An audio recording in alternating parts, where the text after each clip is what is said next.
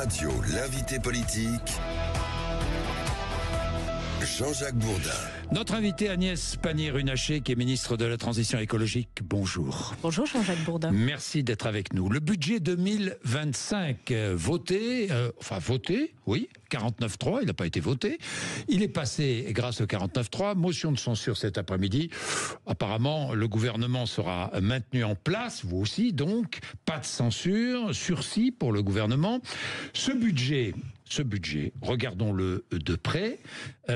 D'abord, l'adoption du budget permet le dégel des crédits pour la transition écologique. Ça, on est bien d'accord, hein, Agnès Pannier-Runacher. Tout à fait. Il faut avoir en tête que la censure a bloqué à peu près 90% des actions du ministère de la Transition écologique. C'est-à-dire le budget de janvier, sur ces actions, c'est 0.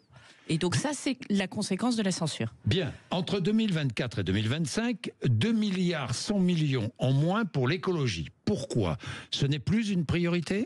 Alors ça, c'est faux. C'est un chiffre qui circule, qui est porté évidemment par la France Insoumise. Oui. En réalité, le budget, il est en augmentation par rapport à 2024. Il est en augmentation très précisément de 300 millions d'euros. Et je veux préciser dans quel cadre, en fait... 300 millions. 300 millions d'euros par rapport à 2024. Et je compare bien au budget 2024, lequel avait énormément augmenté par rapport à 2023. Donc ça, c'est important de le dire. En revanche, sur un certain nombre de sous-enveloppes, il y a des réductions. Oui, je les donne. Vous allez commenter. Aide à l'achat de véhicules électriques, divisé par 3. Ça c'est l'effort le plus important dans le budget. Il faut comparer à l'Allemagne qui a remis à 0 ses aides aux véhicules électriques, mais c'est le véritable effort du budget. Donc on achètera moins de Tesla en France. Il faut surtout acheter des voitures produites en France. Il y en a maintenant beaucoup plus. Donc on mettra des droits de douane sur les Tesla d'ailleurs. Mais vous savez que nous avons mis une éco-conditionnalité, que les voitures qui sont produites dans des conditions différentes environnementales à l'autre bout de la Terre, effectivement, n'ont pas accès au bonus. Et ça, c'est une mesure que j'ai portée l'année dernière. Bon, baisse des aides aux énergies renouvelables. Ça, c'est faux. D'accord. C'est faux ? Ça, c'est faux. C'est une augmentation de 4,5 milliards d'euros. Donc, vous voyez, c'est important de savoir exactement ce qu'il y a dans le budget.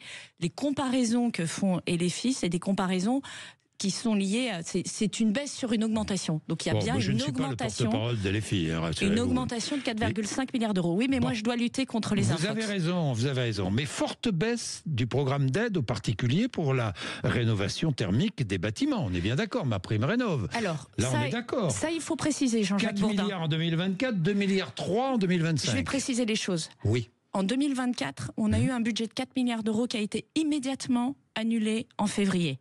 Donc en réalité, l'enveloppe sur MaPrimeRénov' est en augmentation par rapport à l'enveloppe qu'on a consommée en 2024 de 200 millions d'euros. Elle est en augmentation par rapport au consommé, pas par rapport au budget. C'est vrai que par rapport au budget, elle baisse. Mais ce budget, on ne l'a jamais vu. Moi, j'ai eu des annulations quasi immédiates quand l'année a commencé, parce que vous savez que sous le Premier ministre Attal, on avait annulé 10 milliards d'euros de budget, et une des grosses enveloppes, c'était MaPrimeRénov'. Le fonds vert, qui devra financer le plan vélo, ce n'était pas le cas auparavant. Exactement, ça c'est un arbitrage que j'ai gagné. D'ailleurs, le plan vélo, de 150 à 50 millions. Oui, alors le plan vélo baisse, effectivement, mais nous avons une augmentation, pas du fonds vert par rapport au budget, mais du fonds vert par rapport à ce que nous avions initialement prévu. Il a été sauvé d'ailleurs, ce fonds vert. Exactement, on s'est battu pour cela, et c'est vrai que le Parti Socialiste a été particulièrement actif pour demander à ce que le fonds vert soit maintenu, voire renforcé. Pourquoi ne pas avoir supprimé certaines agences de l'État, et notamment des agences qui travaillent sur des sujets environnementaux ? Parce que ces agences sont utiles, en fait. C'est-à-dire qu'il est de bon ton d'accuser les agences d'être coûteuses, mais la réalité, c'est que l'argent qui est dans le budget de ces agences, c'est de l'argent pour des projets. Je prends l'exemple de l'ADEME. Oui, l'ADEME, parlons-en de l'ADEME. C'est 3,4 milliards d'euros de budget. Oui. 92% de ces 3,4 milliards d'euros. Oui, 92% de ces 3,4 milliards d'euros vont directement pour financer des projets. Alors quels projets ? Eh bien, par exemple, des réseaux de chaleur qui permettent de baisser le coût du chauffage des Françaises et des Français. Par exemple, le changement d'un four dans une industrie qui permet à l'industrie de maintenir ses emplois en France. C'est l'essentiel des crédits de l'ADEME. Et je pense que c'est important de le dire parce que, évidemment, il y a des arrière-pensées. Beaucoup de gens attaquent l'écologie au moment même où nous enchaînons des aléas climatiques, des inondations, des sécheresses, des tempêtes. Oui, aux États-Unis, évidemment, aux États-Unis. Pas seulement aux États-Unis. Enfin, c'est une tendance. Jean-Jacques Bourdin, allez parler aux Bretons qui sont les pieds dans l'eau en ce moment. Allez parler aux habitants du Pas-de-Calais qui ont subi 4 inondations successives l'année dernière. L'écologie plombe notre compétitivité. J'entends ça, je lis ça. Oui, moi j'entends surtout que l'écologie est l'unique réponse au dérèglement climatique. Et je veux dire ici que ce n'est pas l'écologie qui fait baisser les rendements des agriculteurs. C'est l'impact de la sécheresse dans les Pyrénées-Orientales ou des inondations dans les Hauts-de-France. Je vais revenir Donc sur vous le voyez rôle. bien, non mais je pense que c'est important qu'on le dise. Bon, vous avez aujourd'hui des responsables politiques qui attaquent l'écologie, alors que le problème qui pèse sur le pouvoir d'achat, le prix de l'alimentation qui augmente, l'huile d'olive, le café, le chocolat, le cacao, en réalité, c'est pas les normes écologiques qui pèsent sur ça. C'est le fait tout simplement qu'on a de mauvaises récoltes. Et pourquoi on a de mauvaises récoltes ? Parce que vous avez climatiques. Exactement. Merci de le souligner. Et quand je parle d'augmentation, je prends l'huile d'olive, c'est 45% d'augmentation. Donc c'est pas l'épaisseur du trait. À un moment, un certain nombre de partis d'extrême nous poussent à ne plus agir sur l'écologie, alors que l'écologie, c'est la protection des Françaises et des Français contre ces inondations, contre la perte de leur patrimoine, contre la pollution qui a un impact majeur sur leur santé. Mais alors parfois, évidemment, c'est dévoyé quand je vois l'ADEME qui nous parle de ne pas laver nos vêtements, qu'on les lave trop souvent. Bon, c'est pas nouveau, hein. Cette recommandation de l'ADEME, c'est pas nouveau, ça a été ressorti. Hein. Oui, c'est ça. C'est-à-dire que... Mais bon, c'est quand même une recommandation de l'ADEME. Les gens ne comprennent pas. Ça ne sert à rien de dire cela. Alors, franchement. Contrairement à ce que vous dites, dans les enquêtes que nous avons et les retours des Françaises, vous savez qu'on a fait des concertations sur la planification écologique, beaucoup de Françaises et de Français demandent des conseils pratiques. Alors, je veux vous rassurer, l'ADEME, elle ne fait pas des études particulières. Elle fait des petits guides qui constituent vraiment une partie mineure de son activité. Mais ça aurait été l'UFC Que Choisir qui aurait sorti le même guide, tout le monde aurait applaudi. Là, il se trouve que c'est l'ADEME, donc on va expliquer que l'ADEME nous demande de ne pas laver nos vêtements. C'est pas ce que raconte l'ADEME. Elle donne des trucs, des astuces de bon sens, et elle le met dans un guide à l'usage de ceux qui sont intéressés par le sujet. Et ça va pas plus loin que ça. Et vous le dites vous-même, là aussi on est allé ressortir quelque chose qui date d'il y a 5 ans pour 2018. Essayer aujourd'hui de remettre en cause l'action écologique du gouvernement. Et moi je veux le redire, pas d'action écologique, pas de transition écologique. Comment fait-on face aux inondations, face aux sécheresses, face à tous ces événements qui sont réels, qui ne sont pas une vue de l'esprit? L'Office français de la biodiversité, 3-4 000 contrôles administratifs d'exploitation agricole par an, 1% des exploitations. C'est très peu, hein. Un contrôle tous les 100 ans pour les agriculteurs, ou 120 ans, oui. Certaines inspections d'agents de l'OFB relèvent de l'humiliation et de la faute. C'est vrai ? Alors, c'est vrai ou pas ? Je pense que ça, il faut éclaircir et expliquer à ceux qui nous écoutent. Je rappelle, qui a dit cela déjà ? Rappelez-moi qui a dit cela. Jean-Jacques Bourdin, vous savez très bien qui a dit cela. Bon, François Bayrou, je le précise. Mais est-ce vrai ou pas ? Est-ce qu'il y a parfois de l'humiliation et de la faute de la part des offices, des agents de l'OFB ? Je pense surtout qu'il y a une incompréhension. Oui. Lorsque vous avez les agents de l'OFB, c'est les héritiers, ça existe depuis des centaines d'années. Ce sont les héritiers des gardes-chasse et des gardes champêtres, tout simplement. Et à ce titre, parce qu'ils contrôlent des gens qui sont armés, d'ailleurs plus que beaucoup d'autres polices, ils sont armés. Est-ce qu'ils doivent rester armés ? Tout à fait. Et d'ailleurs, c'est décidé, c'est dans la circulaire que nous avons signée avec Annie Genevard, et ça ne changera pas. Ils resteront armés. Bien entendu. Bon. Ils resteront armés. Ce qu'on leur demande, c'est d'avoir un armement discret. On n'est pas obligé de mettre en avant son armement. Mais il est, pour des raisons de sécurité, des agents et pour des raisons dans le cadre de leur intervention, hein, puisque c'est aussi la police de la chasse. Donc par construction, ils sont face à des personnes qui sont armées. Ils doivent être armés. Nous avons eu historiquement des incidents, des agents qui ont été molestés, qui ont dû se défendre. Comme les policiers. Ce sont des policiers, les agents de l'OFB. Ensuite, deuxième chose, pourquoi certains agriculteurs se sentent démunis par rapport à certains contrôles? Parce que il y a des contrôles arriver sur votre exploitation. Je vais essayer d'aller jusqu'au bout. Oui. Il y a des contrôles où vous pouvez vous retrouver en garde à vue.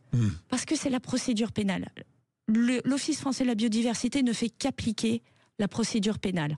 Alors que le droit français prévoit aussi une procédure administrative, c'est-à-dire qu'on n'est pas obligé d'en passer par la garde à vue. Et c'est là où on peut progresser, et c'est ce que nous avons proposé avec Annie Genevard pour dire, on peut faire, c'est comme lorsque vous vous garez mal sur une place. Faisons une sanction administrative qui est plus rapide et qui François Bayrou est allé un peu vite en besogne. Mais sans aller jusqu'au bout. Je veux préciser une chose, hein, c'est que les équipes du Premier ministre ont reçu très rapidement les syndicats de l'OFB et leur a confirmé qu'évidemment c'est une institution qui a vocation à rester et qu'évidemment ils sont nécessaires à notre pays. J'ai quelques questions. Les ZFE, il y aura des aménagements? Il y a déjà des aménagements, il y en aura d'autres? Bien sûr qu'il y a des aménagements. Alors là aussi, les ZFE, de quoi s'agit-il? Il s'agit de lutter contre des décès précoces. 48 000 Françaises et Français meurent chaque année à cause de la qualité de l'air. C'est l'équivalent de la ville d'Arras qui disparaît chaque année parce que la qualité de l'air est mauvaise. Et je peux vous dire que c'est pas ceux qui ont les moyens de se payer des maisons dans les quartiers qui sont isolés par rapport aux endroits où il y a le plus de circulation. Les ZFE, ce ne sont pas non plus ceux qui ont les moyens d'habiter en centre-ville. Deuxième chose, Jean-Jacques Bourdin, ce sont les collectivités locales qui définissent les ZFE. C'est dans leurs mains, c'est-à-dire qu'on ne leur impose pas les modalités. Elles peuvent définir les zones où on a des zones à faible émission et elles peuvent définir les dérogations qui sont possibles. Nous, vous êtes favorable des dérogations? En fait, il faut de la souplesse. Et je le redis, moi je suis à la disposition, mais comme mes collègues Juliette Méadel, qui est très sensible notamment sur les quartiers politiques de la ville, c'est-à-dire que quand vous êtes en Seine-Saint-Denis, que vous avez une voiture critère 3 et que vous devez aller travailler, bien sûr qu'il faut trouver des solutions pour ces personnes. Et il n'y a aucun doute sur le fait que nous voulons trouver des solutions. Mais attention, c'est aussi au maire, c'est aussi au président d'agglomération de proportionner les mesures liées aux ZFE. Ne mettons pas tout à la charge de l'État. Le prix de l'électricité baisse de 15%, oui, depuis le 1er février, on a un peu parlé d'ailleurs. Grâce au RN, a dit hier Jordan Bardella, c'est grâce au RN? Non, c'est complètement faux. Le prix de l'électricité baisse parce que le gouvernement a mené une politique qui a permis de relancer la production de l'électricité. Je rappelle qu'on produit nucléaire et renouvelable. On produit 30% d'électricité en plus. Mais la baisse quand même tient à la meilleure disponibilité du parc nucléaire français. Et oui, et qui l'a relancé? Qui a travaillé? Je suis bien placé pour le dire. Et à la baisse du prix du gaz utilisé pour produire le courant électrique. Oui, mais essentiellement à la relance de la production d'électricité en France, de la production de nucléaire et le bond de la production d'électricité renouvelable. Nous consommons moins d'électricité que nous en produisons. Nous sommes le premier exportateur et ça a un effet immédiat sur la baisse des prix. En ce moment, nous exportons beaucoup. Nous exportons comme nous n'avons jamais exporté d'électricité au niveau européen. Oui, on a exporté près de 100 TWh l'année dernière. Alors, ça représente quoi, ça? Ça représente à peu près 20% de notre production. Donc c'est gigantesque. Et on n'a jamais autant exporté. On exporte 20% de notre production. Exactement. Bon. Et donc cette politique, elle a eu un effet sur la baisse des prix. Et c'est aussi lié à la réforme du marché de l'électricité que j'ai portée au niveau européen contre les Allemands et sur lequel, avec le président de la République, nous avons obtenu un succès. En 2026, d'abord, est-ce qu'il y aura de nouvelles baisses cette année? Alors, des hausses, je ne sais pas. Comme vous le savez, le prix de l'électricité, il est fixé, s'agissant du tarif réglementé, 2 fois dans l'année. 2 fois dans l'année, c'est le pour ça que je vous pose la question. Le 1er février et le 1er août. Et le 1er février, il repose sur toute la partie, coût de production de l'électricité. Le 1er août. Donc, a priori, il n'y aura pas de nouvelle baisse de l'électricité. Rendez-vous en 2026. Pas de nouvelle baisse le 1er août, pas de hausse non plus. Alors vous avez des éléments techniques.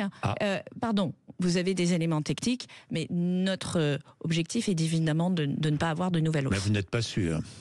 Parce que vous avez des événements. Et en 2026, les prix seront plafonnés ? Alors, en 2026, là encore, je veux le dire, hein, les prix de l'électricité aujourd'hui sont orientés dans la bonne direction. Ils sont orientés à la baisse, c'est ce que nous voyons en 2026, 2027, 2028. Je suis précautionneuse parce que on a tous vu que la guerre en Ukraine... Parce que les prix de l'électricité nucléaire seront encadrés. Alors, c'est un peu plus subtil que ça, mais... Oui, mais... Jean-Jacques Bourdin, juste si je peux revenir sur un sujet. Allez-y. La guerre en Ukraine, personne ne l'avait vu venir. Et la guerre en Ukraine, elle a créé une crise majeure où on s'est retrouvé à produire moins d'électricité qu'on en consommait. Et ça fait monter les prix. C'est mathématique. Donc, dans les 3 ans qui viennent, je ne peux pas vous dire, croix de bois, croix de fer, les prix ne vont pas augmenter. Mais ce que je peux vous dire aujourd'hui, c'est qu'avec ce qu'on a fait, et s'il n'y a pas d'événement aussi brutal que ce que on a vécu avec la guerre en Ukraine, les prix ont vocation à baisser. À baisser, bien. Je voulais vous parler de Nestlé. Le scandale des eaux minérales en bouteille. Le groupe Nestlé, je résume pour ceux qui ne sauraient pas, le groupe Nestlé, c'est Vittel, Épar, Contrex, Perrier, a commercialisé pendant des années des bouteilles labellisées eau de source ou eau minérale naturelle, alors qu'elles avaient subi des traitements de purification, des traitements interdits. Les eaux étaient contaminées, les eaux de source, les consommateurs ne le savaient pas. L'État avait-il connaissance des pratiques illégales du groupe Nestlé? Alors, moi, ce dossier, je ne le connais pas dans son entièreté, mais je peux vous dire que j'ai été à l'origine des enquêtes que nous avons lancées lorsque Nestlé a souhaité prendre contact avec le gouvernement. Fin de l'été 2021. Voilà. Donc fin de l'été 2021. Nestlé sollicite une rencontre avec votre cabinet. Exactement. Mon cabinet les reçoit. Dans la foulée, il demande à la Direction générale de la concurrence et de la consommation, de la répression des fraudes, de lancer une enquête. Je rappelle qu'elle a un rôle de police en la matière. C'est la police judiciaire de la justice sur les sujets de de loyauté commerciale, c'est-à-dire un mauvais étiquetage. Et deuxièmement, c'est moi qui ai exigé qu'on ait une enquête de l'IGAS, en plus, sur le volet santé, considérant que le ministère de l'Industrie n'était pas compétent en matière d'impact de santé. Et ce sont ces 2 enquêtes qui ont permis de comprendre exactement quelle était la nature des traitements. Donc, je peux vous dire, je m'inscris en faux sur le fait que nous avions connaissance avant ces enquêtes des traitements de Nestlé. C'est parce que nous avons pris ces enquêtes, c'est parce que nous avons mis la police sur le coup qu'on a pu progressivement faire la lumière sur la nature des traitements que faisait Nestlé sur ces sources. La Direction générale de la santé a alerté à plusieurs reprises, alerté l'exécutif sur l'illégalité des pratiques de Nestlé.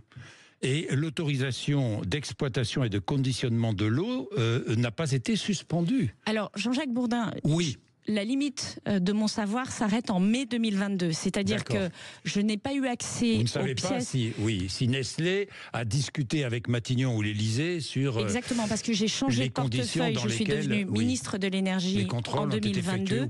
Et comme il s'agissait de sujets qui sont couverts par le secret des enquêtes, je n'ai jamais eu accès C'est ce que vous direz à la commission d'enquête qui veut vous entendre. Je leur dirai la vérité, c'est-à-dire celle-là. J'ai lancé immédiatement des enquêtes et à partir de mai 2022, je ne suis pas en situation de vous informer parce que pour des raisons évidentes, je n'ai pas eu accès aux pièces du dossier. Vous ne savez pas s'il y a eu lobbying ou pas auprès de l'Élysée ou auprès de Matignon. Je ne saurais pas vous répondre, vraiment. Vous ne saurez pas me répondre, c'est ce que vous direz à la commission d'enquête. Exactement. Qui souhaite vous entendre. Vous répondrez d'ailleurs à cette demande. J'ai déjà répondu à la commission d'information qui avait été lancée et je le ferai évidemment en disant tout ce que je sais sur cette affaire. Dites-moi, la Commission européenne qui a payé des ONG pour pousser à l'adoption du pacte vert, vous étiez au courant de cela ou pas? Alors, absolument pas. Et je veux aussi dire une chose. Oui. La France, par exemple, s'est battue pour la reconnaissance du nucléaire par la Commission européenne et par les textes européens. Je ne suis pas sûre que ce soit une mesure qui était très soutenue par certaines ONG. Mais ça ne nous a pas empêché d'avancer. Donc je crois que je ne sais pas ce qui s'est passé. Et là encore, une fois, il y a une enquête il faut qu'il y ait une enquête et il faut que les choses soient éclaircies. Mais ce que je peux vous dire, ce que je peux vous dire, c'est que la France n'a pas besoin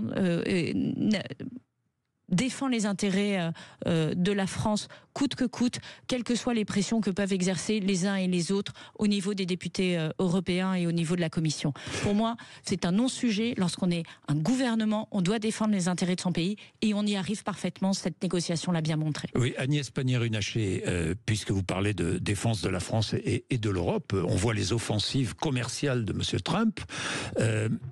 Pour l'instant, je ne vois pas encore de vraie réponse européenne. Elle va arriver, cette réponse européenne ? Pour faire une réponse européenne, il faudrait avoir une menace matérielle. Oui. Et à ce stade, on n'a pas de menace matérielle. On a des propos flous. Alors que c'est... Je ne sais pas. On a des propos flous. On n'a pas de menace matérielle. Flou. Ah bon, pardon, j'avais pas bien compris. Des propos flous. Oui. C'est-à-dire que le président Trump dit qu'à un moment, il va s'adresser à l'Europe et il n'a pas précisé quelle était sa pensée sur l'Europe. Donc, on aura évidemment une réponse, et moi j'appelle de mes voeux qu'on ait une réponse forte. Dans un rapport de force, il faut être capable de tenir sa partie de... Ça veut dire, s'il y a droit de douane, on fait de même. Vous savez, comme on l'a fait sur un certain nombre de dossiers, je pense notamment à des dossiers dans l'aéronautique, quand il y a eu des enquêtes sur Airbus, on a répondu par des enquêtes sur Boeing. Et à la fin, on gagne. Tiens, à propos d'avions, vous avez vu la protestation des petits aéroports de province, du monde de l'aéronautique, contre la taxation supplémentaire sur les billets d'avion? Que leur répondez-vous? Il dit c'est une catastrophe pour notre secteur. Alors, je réponds deux choses. La première chose, c'est qu'ils ne peuvent nier que cette taxation, elle a été discutée, et moi j'étais dans le gouvernement Barnier, qu'elle a été discutée avec l'ensemble des acteurs. Oui. Donc, elle ne tombe pas du ciel. Et justement, on a pris en compte, par exemple, les déplacements vers la Corse ou les déplacements vers l'outre-mer, qui ne sont pas... impactés. Voilà. Et la deuxième chose, c'est de dire de quoi s'agit-il? D'augmenter de quelques euros, le prix en classe économie et de quelques dizaines d'euros le prix en classe affaires. Et je pense que tous les Français qui n'utilisent pas l'avion aujourd'hui préfèrent que l'écologie, on le fasse sur ceux qui ont les moyens de prendre un vol en classe affaires pour aller loin, parce que c'est de ça qu'il s'agit, plutôt qu'on augmente le prix du gaz ou le prix du carburant. Le prix du gaz, d'ailleurs, ça va donner quoi là, dans l'année qui vient ? Le prix du gaz, c'est une très bonne question parce que nous sommes totalement dépendants de notre fourniture vis-à-vis de l'international. Et toujours de la Russie d'ailleurs. Et non, assez peu de la Russie en réalité. Mais encore. Non, Jean-Jacques Bourdin, nous réceptionnons du gaz russe, mais c'est pour le renvoyer vers l'Allemagne. Nous consommons très peu de gaz russe. En revanche, c'est une façon de redire que l'électricité, c'est nous qui produisons, et donc nous sommes capables d'en piloter le prix beaucoup plus que le gaz et le pétrole, parce que nous sommes dépendants. Et c'est pour ça qu'il faut aussi entamer la transition écologique et la transition énergétique pour des raisons de pouvoir d'achat. Ce qu'on produit en France, on le maîtrise. Ce qu'on importe de l'extérieur à 99%, vous n'avez pas assez qu'on soit, dans certaines régions françaises, polluées par les émanations allemandes dues au charbon? C'est une très bonne question. C'est une très bonne question. Parce que ça franchit les frontières, Tout à fait, et je fais partie de ceux qui estiment qu'il faut aussi rappeler les conséquences de l'utilisation du charbon sur la santé des Françaises et des Français. On l'a dit. Et par ailleurs, vous savez que l'Allemagne a réduit de 30% son utilisation du charbon l'année dernière. Donc, Bien. Merci Agnès Pannier-Runacher d'être venue nous voir ce matin sur Antenne de Sud Radio. Il est 9h.